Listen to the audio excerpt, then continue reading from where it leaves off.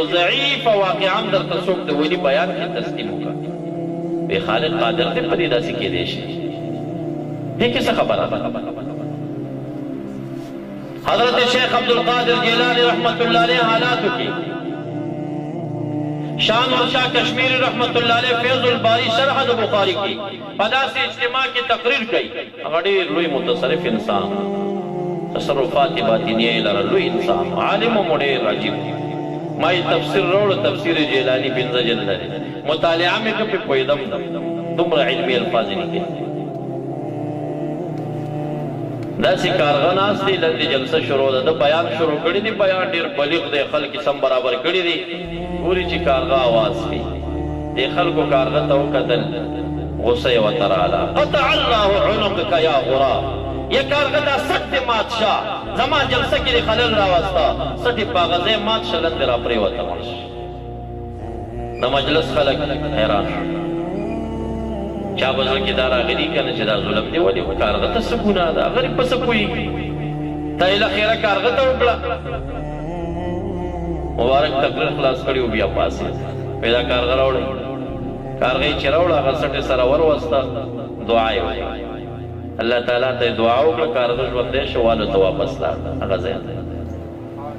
ما خو حواله درکړه د حضرت شاه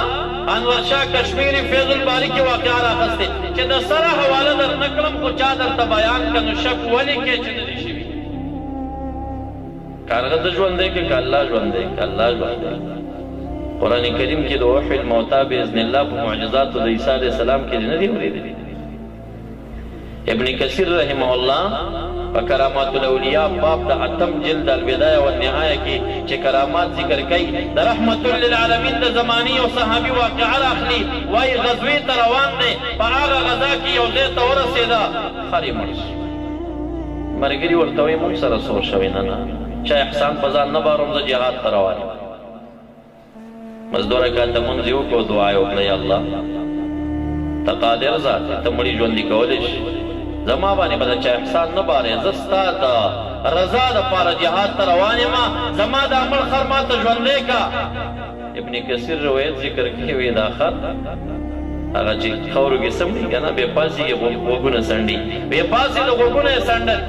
او دی پې سور شو دومره تیز و چې قافلې ته ور ورسېده هغې حیران شو